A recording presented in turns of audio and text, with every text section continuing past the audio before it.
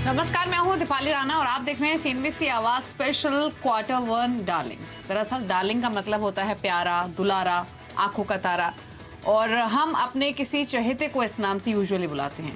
तो ऐसा इंसान जिस पर भरोसा भरपूर हो।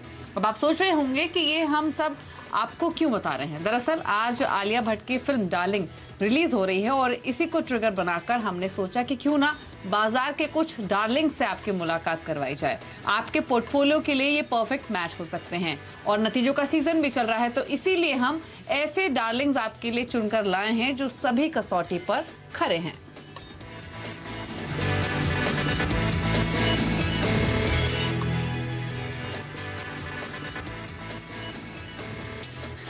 तो आलिया भट्ट की मूवी डार्लिंग्स और उनका इनफैक्ट जो प्रोडक्शन हाउस जिन्होंने स्टार्ट किया है उस प्रोजेक्ट की, उसके अंडर ये डेब्यू प्रोजेक्ट है डोमेस्टिक वायलेंस पे बेस्ड, और जहां पर जो पूरी थीम है पिक्चर की वो होप्स और डिजायर्स पर है।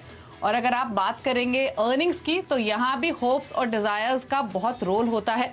डिजायर हम कुछ करते हैं, होप्स कुछ करते हैं, और अर्निंग्स लेकिन जिस तरीके की परफॉर्मेंस रहे कंपनियों की उसके हिसाब से ही आती है, फिर चाहे आप कोई भी होप रखें या कोई भी डिजायर रखें। तो इसीलिए हम ये थीम लेकर आए हैं Q1 डार्लिंग्स और अलग अलग सेक्टर की बात करेंगे। हालांकि अगर आप Q1 के नतीजे देखेंगे तो वो काफी मिले जुले रहे हैं। बैंक्स में हमने ग्रोथ आते हुए देखी है, आईटी ने थोड़ा डिसअपॉइंट किया है, मेटल के अर्निंग्स मिले जुले रहे हैं। तो ओवरऑल पूरे अर्निंग्स का मिक्स्ड बास्केट इस बार रहा है। लेकिन Q1 अर्निंग से क्यूज लेते हुए कुछ स्टॉक्स को निकालने की कोशिश हम इस शो के जरिए करेंगे और उन स्टॉक्स के साथ आप अपना पोर्टफोलियो क्रिएट कर सकते हैं, क्योंकि अल्टीमेटली जो पैसा बनता है वो अर्निंग्स वाले स्टॉक्स में ही बनता है। आज स्पेशल शो में हमारे साथ मार्केट एक्सपर्ट अमरीश बलिगा हैं, साथ ही सुदीप बंदोपाध्याय मौजूद हैं। आप दोनों का ही स्वागत है इस शो में, अमरीश और सुदीप, आप दोनों का ही। और इनफैक्ट सुदीप, आपसे पूछना चाहेंगे आपको ये थीम कैसी लगी, क्योंकि डार्लिंग्स मूवी रिलीज हो रही है, हमने सोचा क्यों ना Q1 के कुछ डार्लिंग स्टॉक्स को आइडेंटिफाई किया जाए, क्योंकि लॉन्ग टर्म पोर्टफोलियो बिल्डिंग के लिए, अच्छे रिटर्न्स के लिए अर्निंग्स के बेसिस पे स्टॉक्स को चुनना बहुत इंपॉर्टेंट होता है। बिल्कुल सही चुना है, सही नाम भी चुना है और सही वक्त पे चुना है। डार्लिंग तो पोर्टफोलियो का होना ही चाहिए, जो कि प्यारा है सबके लिए। और देखिए, पोर्टफोलियो में ऐसे प्यारे स्टॉक्स तो होने ही चाहिए और ये चुनना भी बहुत जरूरी होता है निवेशक के लिए। Q1 एक बहुत प्रॉब्लमेटिक 2 साल के बाद एक ऐसा क्वार्टर है जहां पे जो कोविड रिलेटेड दिक्कतें वो पीछे हैं, थोड़ा जियोपॉलिटिकल स्ट्रेस है, थोड़ा कॉस्ट प्रेशर्स हैं, पर उसके बावजूद कुछ क्षेत्र में कुछ कंपनियां बहुत अच्छे परफॉर्म किए हैं। तो इस माहौल में जहां मार्केट में थोड़ा दबाव देखने को मिला था Q1 में, इस माहौल में अपने चाहते स्टॉक इकट्ठा करके पोर्टफोलियो लॉन्ग टर्म के लिए बिल्ड करना बहुत जरूरी होता है। तो ये नाम और ये थीम दोनों बहुत ही सही है। अमरीश जी, आपकी राय क्या है? पहले तो ये बताइए, आप देखेंगे इस मूवी को डार्लिंग्स और Q1 डार्लिंग्स, कैसी थीम लगी आपको? मैं तो नॉर्मली जो स्टॉक मार्केट डार्लिंग्स है उसी को देखता हूँ। शायद मूवी देखूं या नहीं देखूं, I am not too sure, पर स्टॉक मार्केट डार्लिंग्स को तो श्योरली देखता हूँ, रोज देखता हूँ। एंड आई थिंक ये थीम भी एब्सोल्युटली परफेक्ट है, क्योंकि ये स्टॉक्स है जो सेफ स्टॉक्स है और ये आपके जो पोर्टफोलियो को मैंने अच्छा एक बेस देती है और सेफ्टी देती है along with decent growth. So I think it's a great theme which you have chosen. बिल्कुल, और अर्निंग्स के बेसिस पे ही उस थीम से शुरुआत कर लेते हैं जहां पर पैसा बना है, और वो है बैंक्स। और इंटरेस्टिंग ये है कि इस तिमाही में बैंक्स की ग्रोथ में, डिपॉजिट ग्रोथ में, लोन ग्रोथ में इजाफा होते हुए देखा है। एसेट क्वालिटी में हमने सुधार देखा है, ना ही सिर्फ प्राइवेट बैंकों के बल्कि सरकारी बैंकों के। तो सुदीप जी, आपसे शुरुआत करेंगे, बैंक्स पर पहले बातचीत कर लेते हैं। आपको क्या अच्छा लगा इस बार बैंक्स के अर्निंग्स में, क्या डिसअपॉइंटमेंट रही, और बैंक्स में से कोई थीम, कोई स्टॉक पिक कर सकते हैं क्या अर्निंग्स के हिसाब से? देखिए, बाय एंड लार्ज जैसे आपने भी जिक्र किया, अमरीश जी ने बोला, BFSI बैंकिंग क्षेत्र में और ओवरऑल फाइनेंशियल सर्विसेज सेक्टर के लिए ये साल अच्छा होने की उम्मीद है। और पहला जो क्वार्टर के जो नतीजे आए हैं उससे भी ये साफ है कि जो स्ट्रॉन्ग बैंक है, स्ट्रॉन्ग फाइनेंशियल सर्विसेज कंपनीज है, उनका परफॉर्मेंस बेहतरीन रहा है।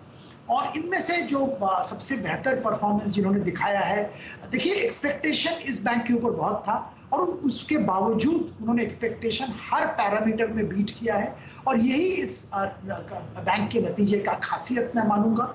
आईसीआईसीआई बैंक का मैं जिक्र कर रहा हूँ और हमने निवेशक को रेकमेंड किया था पहले भी और अभी भी रेकमेंड कर रहे हैं आईसीआईसीआई बैंक अपने पोर्टफोलियो में शामिल करने के लिए। जैसे मैंने अभी जिक्र किया, अगर आप एसेट क्वालिटी की बात करें, लोन ग्रोथ की बात करें, डिपॉजिट ग्रोथ की बात करें, मार्जिन्स की बात करें, हर पैरामीटर में इन्होंने बेहतरीन परफॉर्मेंस दिखाया है। इनके जो सब्सिडियरीज हैं वहाँ पे भी अच्छा प्रदर्शन का सिलसिला जारी है। तो सब मिला के हम लोगों को लगता है कि एक एस्केप वेलोसिटी ये बैंक का स्टॉक गैदर कर चुका है। परफॉर्मेंस बहुत अच्छा हो रहा है और आने वाले दिनों में भी मोमेंटम बरकरार रहने की संभावना है। क्रेडिट ग्रोथ जबरदस्त और भी इकोनॉमी में आएगा, उसका बेनिफिट आईसीआईसीआई को मिलेगा। जो ओवरऑल जो माहौल जो बन रहा है एसेट क्वालिटी को लेके, जैसे जैसे इंप्रूवमेंट एसेट क्वालिटी का देखने को मिल रहा है, वहां पे भी आईसीआईसीआई बैंक को बहुत बड़ा फायदा हो रहा है। तो हम लोगों का उम्मीद है यहाँ पे खरीदारी जरूर की जा सकती है। तो आईसीआईसीआई बैंक हो सकता है डार्लिंग स्टॉक, और इनफैक्ट बाजार में जो हमने वॉल्टिलिटी देखी, करेक्शन आते हुए देखी, आईसीआईसीआई बैंक की ओर से कोई खास पार्टिसिपेशन इस पूरे में था नहीं। वो अपनी डायरेक्शन में अकेला चलना शुरू हुआ और उसको उसने मेंटेन भी किया और अर्निंग्स में वो चीज रिफ्लेक्ट भी हो रही है। तो सुदीप जी का जो थम्स अप जाता है वो जाता है आईसीआईसीआई बैंक को, अगर बैंक्स की बात करें। अब एक सेक्टर की बात करेंगे जिसने पैसा भी काफी बना के दिया और इस साल की शुरुआत से डिसअपॉइंट भी किया, और वो था आईटी। हालांकि आईटी के अर्निंग्स के अलावा जो मैनेजमेंट की कमेंट्री थी अमरीश, वो कोई खराब नहीं थी। मैनेजमेंट अभी भी ये कह रही है कि एट्रिशन एक चिंता जरूर है, लेकिन डील्स को लेकर अभी कोई कंसर्न नहीं है, ना ही यूएस में ना यूरोप में। मार्जिन्स को लेकर भी उनकी कमेंट्री पॉजिटिव ही रही है, लेकिन उसके बावजूद भी हमने एक करेक्शन इस पॉकेट में आते हुए देखी है। अर्निंग से भी कुछ स्टॉक्स में तो डिसअपॉइंटमेंट भी हुआ है। तो आप क्या फेच आउट करते हैं इस बार आईटी की अर्निंग से, और यहाँ कुछ एक्सपोजर अर्निंग्स के बेसिस पे किसी स्टॉक में लेना चाहिए क्या? जब जिस सेक्टर में थोड़ा सा स्लो डाउन आता है, थोड़े क्वेश्चन मार्क्स आते हैं, then I think clearly the best stock to be bought in that stock like in that sector clearly उसका लीडर है, और यहाँ पे लीडर है टीसीएस। यहाँ भी हमने देखा है कि कंसिस्टेंट ऑर्गेनिक रेवेन्यू ग्रोथ देखा है and industry leading margins of about 25% plus, double digit return ratios है, स्ट्रॉन्ग कैश जनरेशन है, हेल्थी पे आउट है। और जो एट्रिशन का हम लोग बात कर रहे हैं, attrition was a problem for the last 2 to 3 quarters, पर अभी मुझे लग रहा है कि attrition more less stop out हो रहा है, especially for the large boys. Or I mean, if you look at the growth, it's about 3.5% quarter on quarter. जो हमने last quarter में देखा है 15.5% Y on Y, which is like slightly better than what was expected of the leaders. Though EBIT margins घटे हैं थोड़े से, 185 basis points घटे हैं, पर मुझे लगता है कि आगे जाके it will be more than 25% over the next few quarters.